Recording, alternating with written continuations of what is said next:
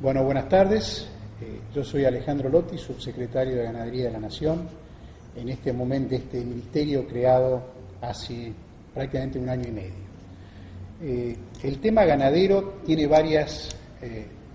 hay varios enfoques del tema de ganadería. Primero que la ganadería, dentro de mi área no es solamente la ganadería bovina, sino que involucra cerdos, involucra aves, involucra carne ovina, involucra carnes alternativas, como pueden ser proyectos que estamos financiando de uso de carne de llama o otro tipo de animales silvestres.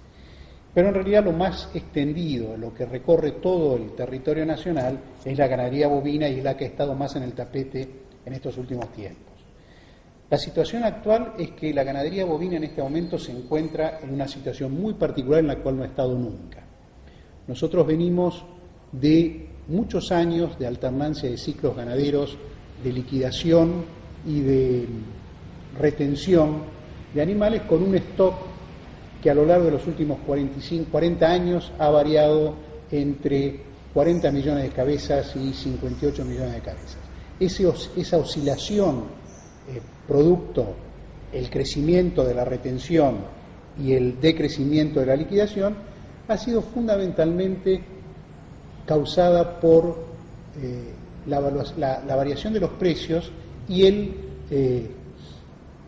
enfoque casi exclusivamente patrimonial, de ganancia patrimonial de la ganadería bovina argentina. Eso hace de que durante esos años el nivel de eficiencia ha sido exactamente el mismo en los últimos 50 años. ¿Qué sucedía? En la medida que la hacienda valía más o vale más, el productor aumenta su patrimonio para tener capacidad después de perder patrimonio en los momentos de menor valor. Eso ha hecho de que, salvo, yo diría, un segmento del orden del 20-25% de los productores, el nivel de eficiencia era menos importante que el nivel de manejo de las relaciones de precios de compra-venta y de precios de venta de las actividades ganaderas bovinas tradicionales. ¿Qué sucedió en este último tiempo? En este último tiempo sucedió un cambio muy particular, que fue la desaparición del orden del 10-12% de la superficie ganadera. 14 millones de hectáreas ubicadas en la zona pampeana, en la zona que yo llamaría que era núcleo de la ganadería pastoril, se convierten a superficie agrícola, desapareciendo del sistema de producción ganadero tradicional pastoril, desaparecen las pasturas de alfalfa de Trenquelauquen, desaparecen las pasturas consociadas que estaban en rotación con actividades agrícolas en ciclos de 5,5 o 50% de la superficie ganadera, 50% de la superficie agrícola. Eso hace que hoy se encuentre la ganadería con un porcentaje de 14 millones, que es mucho desde el punto de vista cuantitativo, pero que es mucho más importante desde el punto de vista cualitativo. La zona que desaparece de la ganadería es la zona que aportaba cualitativamente la oferta más importante ganadera. Ese es un elemento. Nos encontramos entonces con unas 138 millones de hectáreas, cuando antes teníamos 157 o 160 millones de hectáreas ganaderas, ahora tenemos 138 millones de hectáreas, de las cuales una parte cualitativa está reducida. Eso es un elemento, menor superficie ganadera.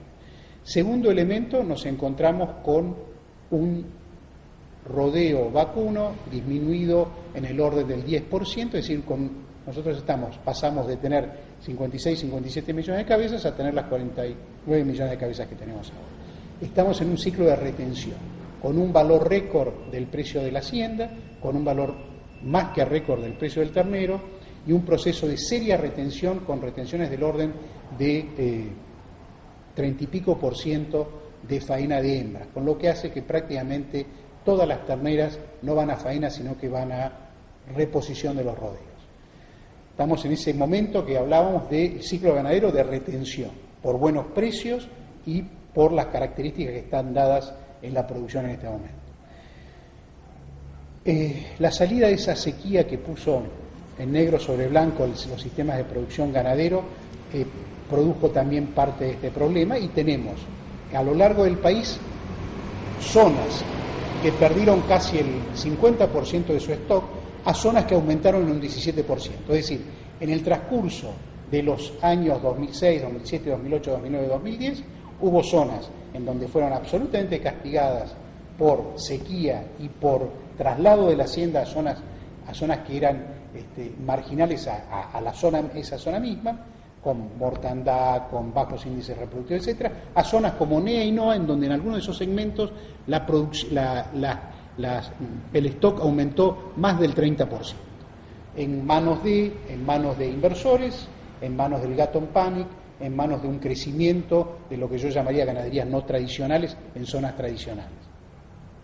Es decir, que ahora nos encontramos con un país que tiene una oferta forrajera acotada a esas 138 millones de hectáreas, hay tecnología disponible, hay precio y hay un elemento más en la ganadería que es la aparición del crédito para la ganadería.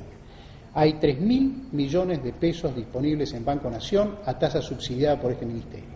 Eso significa que las inversiones a tasa subsidiada, que es un elemento, la tasa importante, pero también a 5 años de plazo con 1 año y medio de gracia. Eso significa de que hay inversiones en ganadería, tanto bovina como porcina, como aviar, como ovina de carne, que siempre estuvieron demoradas por la imposibilidad de obtener un crédito para esas actividades, que hoy ese crédito está disponible. El otro elemento que caracteriza sobre todo a la actividad bovina es la cantidad de carne que nosotros comemos.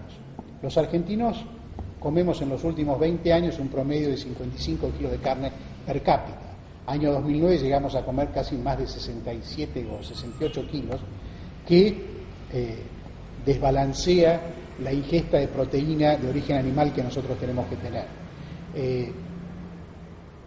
Los argentinos estamos comiendo al orden de los 100 kilos, 108 kilos de proteína animal, de la cual un buen balance sería tener, así en grosso modo, en 3 partes, carne bovina, carne porcina y carne aviar.